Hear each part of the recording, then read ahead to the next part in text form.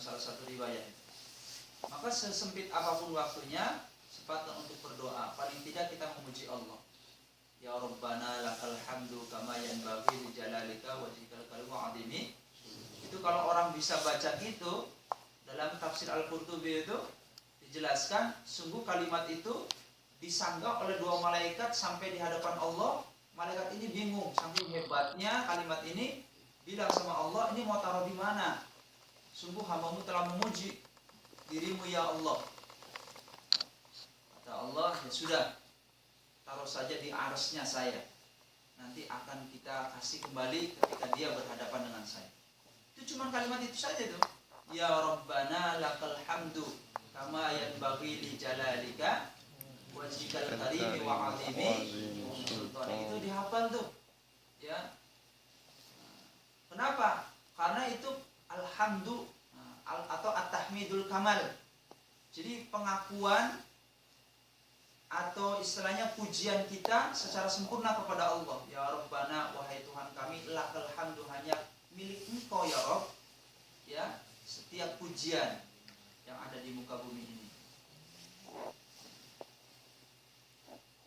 Sekarang kita bahas tentang adabul doa. Jadi doa itu satu sebagai ibadah, yang kedua sebagai permohonan kita kepada Allah.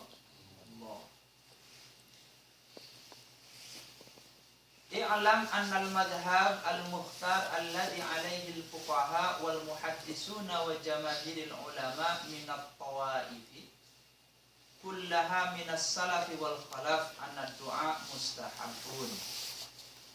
I'lam, ketahuilah, annal madhhabil mukhtar, bahwa sesungguhnya pendapat yang terpilih, alladzi, yang alaihil fuqaha, diambil dari para ahli-ahli fikih, wal muhaddisun, dan para ahli hadis, wa jamaahirul ulama'i, dan dari jumhur ulama, kesepakatan ulama, minat tawaifi, dari berbagai kalangan, kullaha, semuanya itu, minas salafi wal khalafi, dari ulama salaf dan khalaf. Nah, perlu diketahui siapa ulama salaf, siapa ulama khalaf.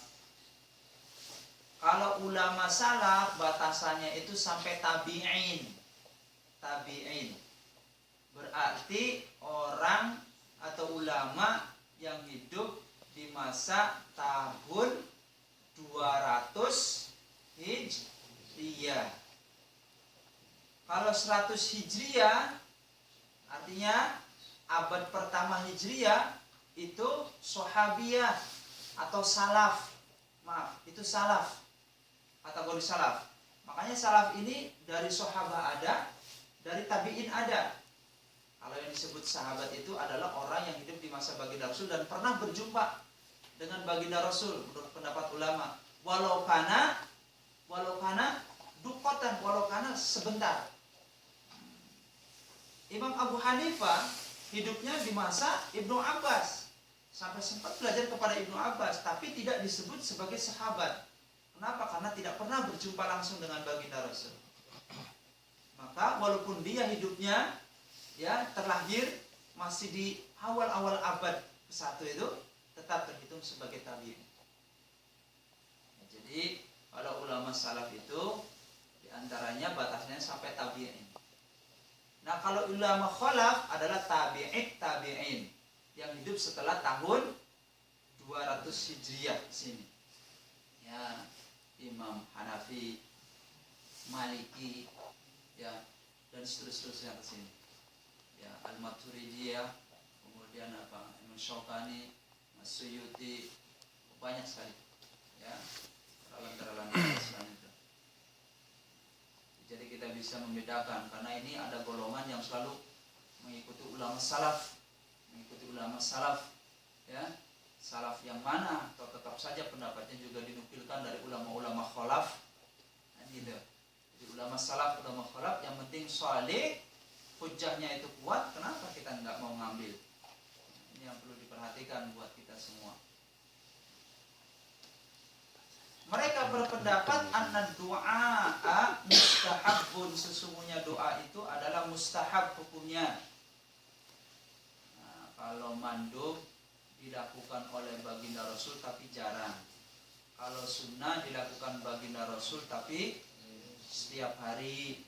Kalau mustahabun artinya baginda Rasul berulang-ulang melakukannya sebagai tanda cintanya beliau atas perilaku itu. Nah, jadi mustahab ini lebih kuat daripada mandub, ya, hampir sejajar dengan sunnah. Kama qala Allah Ta'ala, sebagaimana Allah berfirman, wa qala rabbukum ud'uni astajib lakum. Kata Allah memanggil para hambanya, ud'uni, panggillah aku, berdoalah kalian semua kepadaku, astajib lakum, niscaya akan aku kabulkan permintaan.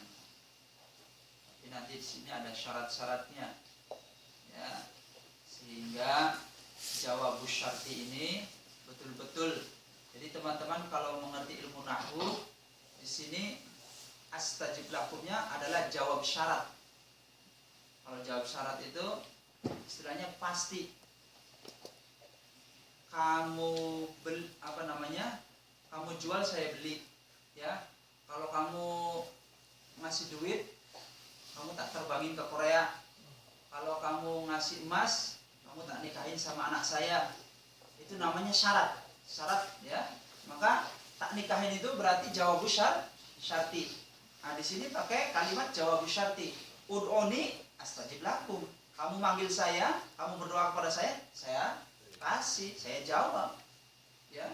Tuh, itu namanya jawab syarat. Jadi, makanya kan sering berulang saya katakan, mustahil Allah itu tidak mengabulkan doa seorang hamba. Mustahil.